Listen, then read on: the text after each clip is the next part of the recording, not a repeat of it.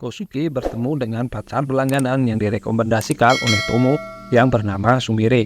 Kosuke masih merasa canggung dan hanya diam mendengar omelan Sumire. Sumire merasa jengkel karena Kosuke menolaknya menjadi pacarnya. Sumire pun menanyakan alasan Kosuke menolaknya dengan kesal. Kosuke hanya bisa menjawab maaf. Beralih ke cerita sebelum Sumire bergabung menjadi anggota pacar berlangganan. Ia adalah karyawan di sebuah perusahaan. Saat sedang rapat, Pak Kepala memperkenalkan seorang karyawan muda cantik yang baru bernama Indo. Terlihat Indo disambut dengan baik oleh karyawan lain.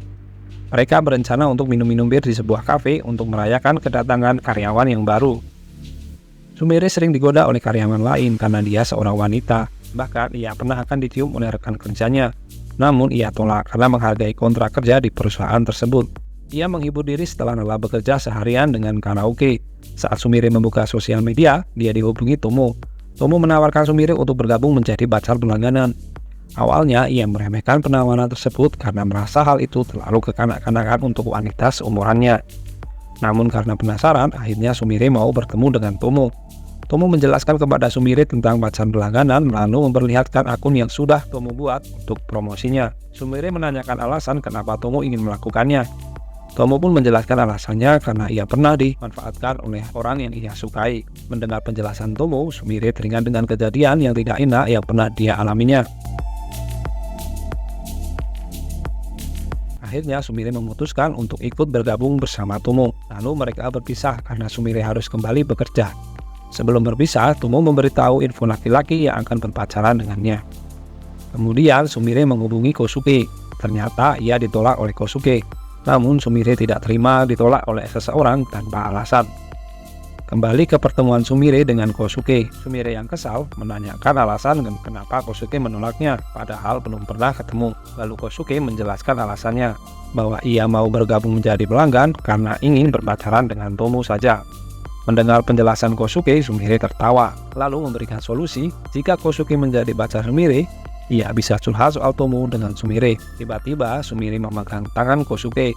Kosuke meminta melepasnya namun ditolak Sumire. Sumire berkata jika ia membatalkan berlangganannya berarti juga membatalkan semua pacar termasuk Tomo. Kosuke grogi bersentuhan dengan Sumire sampai tangannya berkeringat. Nyata Sumire mengetahui Kosuke adalah laki-laki yang berjaga belum pernah bercocok tanam dengan wanita manapun, lalu ia mengejeknya.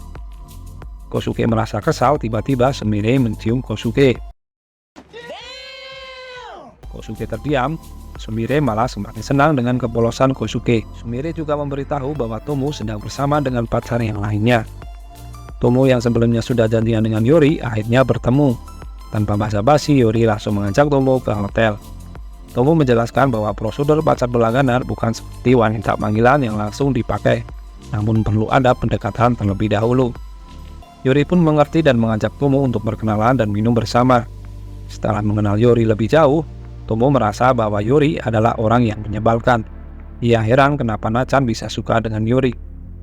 Yori menjelaskan bahwa ia bertemu dengan beberapa wanita dan tidur dengannya walaupun ia mempunyai Nachan di sisinya. Hal itu membuat Tomo merasa risih karena Yori tipe orang yang memanfaatkan orang lain.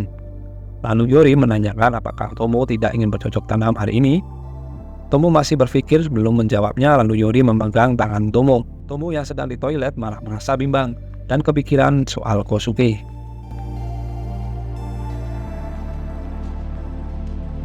Di lain tempat, Kosuke berjalan bersama Sumire. Sumire yang sedang mabuk sangat agresif dengan Kosuke lalu memfoto dirinya berciuman dengan Kosuke.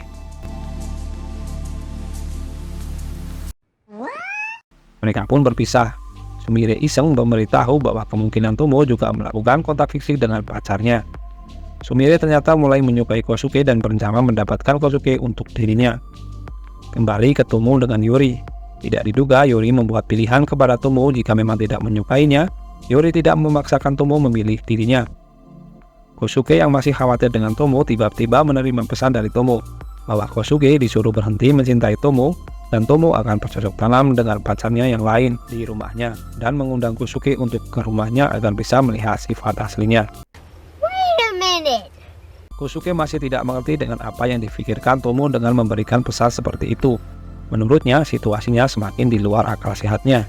Lalu ia berlari ke arah apartemen Tomo. Sampai di depan apartemen, ia memencet bel dengan gelisah dan berulang kali karena tidak ada jawaban dari Tomo. Kosuke juga berpikir negatif adegan bercocok tanamnya sudah dimulai. Ternyata Tomo baru saja datang. Tomo heran dengan Kosuke karena ia benar-benar datang padahal niat awalnya hanya ingin menciutkan nyali Kosuke saja. Kosuke terlalu polos. Lalu Tomo mengajak Kosuke masuk dan segera membersihkan kamarnya karena Yuri akan datang. Kosuke yang polos masih berharap bahwa Tomo tidak jadi memasukkan Yuri ke kamarnya karena ada dia. Tomo malah menyuruh Kosuke untuk bersembunyi di lemari pakaiannya. Yuri pun datang dan masuk ke dalam kamar Tomo. Mereka berbahasa-basi lalu saling berpelukan. Kosuke mengintip dari dalam lemari dan berniat akan keluar dan menghentikan kegiatan Tomo dan Yuri. Setelah Tomo memberikan minuman, Tomo dan Yuri melanjutkan bercengkrama. Akhirnya Kosuke menyadari maksud dari pesan Tomo untuk datang dan melihat sifat aslinya, yaitu untuk melihat Tomo dan Yuri bercocok tanam. Ia sadar dengan kebodohan dan kepolosannya. Goblok! Yuri mulai bosan dengan apa yang dilakukan Tomo, yaitu mengulur-ulur waktu. Yuri pun melancarkan serangannya. Tomo pun menerima serangan dari Yuri. Nice. Lalu Yuri membuka baju Tomo. Kosuke yang melihatnya dari dalam lemari, hatinya bergejolak, tetapi tongkat saktinya ikut juga berdiri. Tujuan Tomo setelah Kosuke melihat bercocok tanam dengan Yuri agar Kosuke membencinya dan menjauhinya. Yuri menghentikan serangannya terhadap Tomo karena mendengar sesuatu. Tomo menjelaskan bahwa apartemennya adalah bekas pembunuhan. Mendengar hal tersebut, Yuri terkejut lalu kabur meninggalkan Tomo. Ternyata suara tersebut berasal dari lemari pakaian yang ada Kosuke di dalamnya. Suara tersebut adalah suara Kosuke yang menangis. Kosuke merangkak keluar dan meraih tisu untuk membersihkan ingus dan air matanya. Tiba-tiba Tomo mengambil tisu bekas yang dipakai Kosuke. Tomo heran kenapa Kosuke menangis untuk dirinya. Namun hati kecilnya senang bahwa ada seseorang yang menangisi dirinya. Kosuke meminta agar Tomo menghentikan kegiatannya menjadi pacar berlangganan. Tomo masih bimbang antara senang mulai menyukai Kosuke dan takut dikhianati. Kosuke menceritakan karena mabuk ia sudah berciuman dengan Sumire dan merasa bersalah lalu meminta maaf kepada Tomo, seolah-olah baru saja melakukan kesalahan kepada pacarnya. Tiba-tiba Tomo berusaha membuka baju Kosuke. Di sisi lain, Yuri kembali kepada Natchan. Yuri menceritakan bahwa ia baru bertemu dengan Tomo dan tidak terjadi apa-apa dengan mereka. Natchan merasa bahwa Yuri memilihnya dan menanyakan kenapa ia mencoba pacar berlangganan, padahal ada Natchan yang mau jadi pacar Yuri. Jawaban Yuri malah menanyakan apa itu pacar, dan menjelaskan meskipun berdua tidak menjamin kebahagiaan. Beralih ke Tomo, Tomo sedang mencuci tangannya. Kelihatannya Tomo baru saja bermain dengan tongkat sakti milik Kosuke. Tomo juga menawarkan untuk bercocok tanam karena status Kosuke masih pacar berlangganan Tomo. Namun Tomo merasa bahwa Kosuke akan menolaknya lalu menyuruh Kosuke untuk pulang.